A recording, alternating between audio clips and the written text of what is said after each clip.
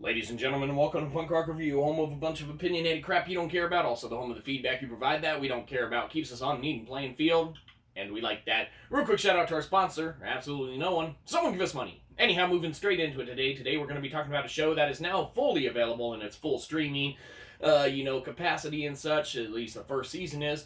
And of course, we were talking about the one and only, The Mandalorian. That's right, Disney Plus, they got The Mandalorian. That's kind of their new bread and butter, flagship program leading their, programming charge on Disney Plus and everything. And all in all, hands down, what can be said about it is it's a fairly good watch. Now, of course, a couple episodes are directed by different people here and there and such, so there really is kind of a, noticeable difference in the episodes that are really good to the episodes that are, okay good and such, because the ones that are really good, there are some really good episodes and some really good parts and, story arcs and such to follow, and then at the same time, there's a couple that are like, yeah, they're alright, but all in all, it is a great flagship program, and, Disney Plus is, good to have this one in their repertoire of stuff that, they'll make kind of, current on their, streaming platform and everything.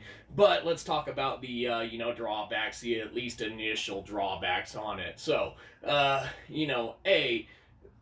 Disney Plus is wanting to do the thing where they got, weekly water cooler talk around, a show and stuff like that. And with The Mandalorian, in essence, man, with how much stuff we've seen posted on it here and there, man, on an episode by episode by episode basis, whether it's people just struggling to find content to do or, just people who genuinely are that in love with the show to where they want to break down every single episode and such like that, they definitely, got the water cooler talk down part on it. Now, for us as consumers and such, when, we've been kind of, I don't want to say spoiled by shows on, services like Netflix and such, but we would prefer for an entire series to drop and us be able to watch it at our leisure all the way through. Some of them we burn through and get, done within a 24-hour time frame.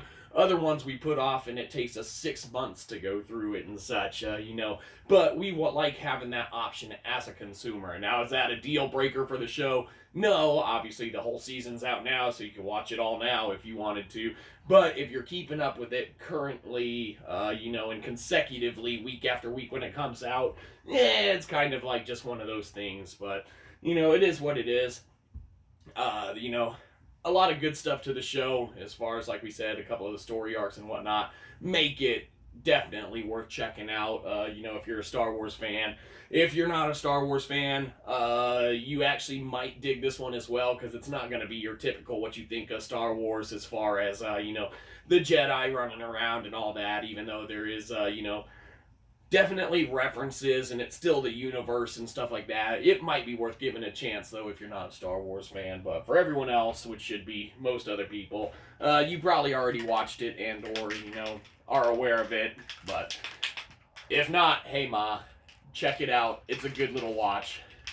So, Mandalorian, Disney Plus, Star Wars, what can be said about you? Now, you get a good old-fashioned M for Mandalorian, I guess. I don't know. Who cares? Give us money. That's what we do this for. Money. Lots of money. Give us money. Have a good one. You probably didn't. We'll catch you next time. Probably won't.